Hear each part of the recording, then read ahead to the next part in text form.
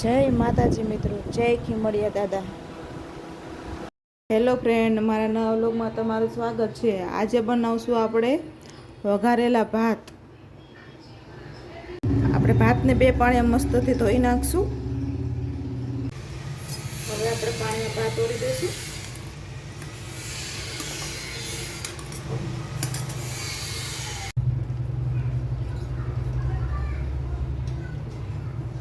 આપણામાં 1 પાવડું તેલ નાખશું.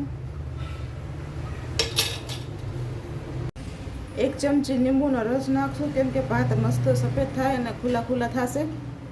આપણે મીઠું પાણી ઉકળું ત્યારે જ નાખી દીધું. સ્વાદ અનુસાર જેવું તમે મીઠું મોડું ખાતા હોય તે રીતે મીઠું નાખી શકશો.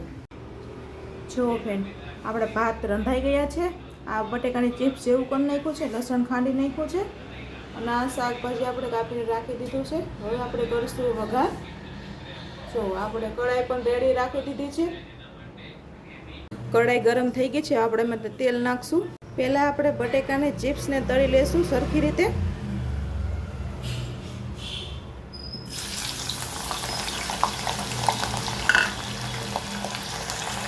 આપણે બટેકાની ચિપ્સ એકદમ મસ્ત રંધાઈ ગઈ છે. હવે આપણે એને કાઢી લેવું, પછી કરશું વઘાર. હવે વઘારમાં નાખશું રાઈ,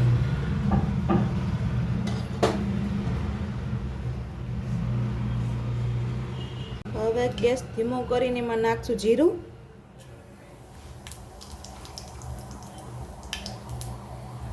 થોડોક આખો ગરમ મસાલો નાખશું, 2 મોટી એલચી, 2 લવિંગ, 3 મરી.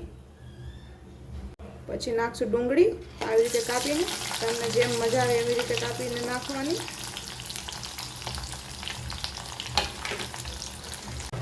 હવે નાખશું થોડીક તીખી મરચી, કેમ કે આપણે થોડાક ભાત સ્પાઇસી અને તીખા બનાવવાના છીએ. પછી નાખશું અમે કેપ્સિકમ મરચું, થોડુંક સ્લાઇસ એની મોટી રાખી છે કટકા. જોવું. હવે આપણે ટમેટું નાખશું.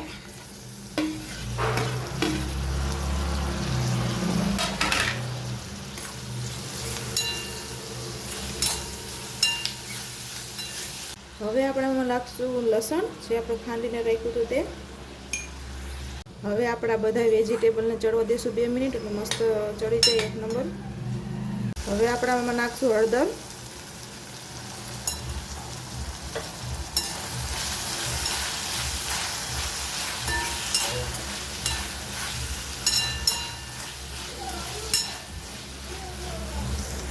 આપણે આમાં ધાણા જીરું પાવડર નહીં નાખશું.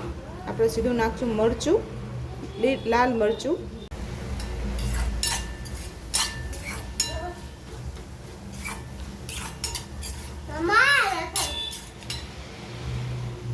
હવે આપણે આમાં નાખશું આપણે તળેલી ચિપ્સ હતી તે બટેકાની.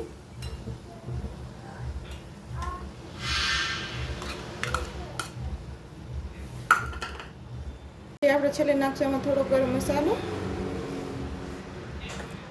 પછી આપણે હવે ભાત આમાં ઉમેરી દઈશું.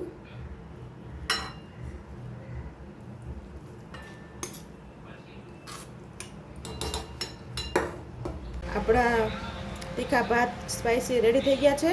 હવે આપણે એમાં નાખશું થોડોક ફુદીનો અને થોડાક ધાણા ભાજી મિક્સમાં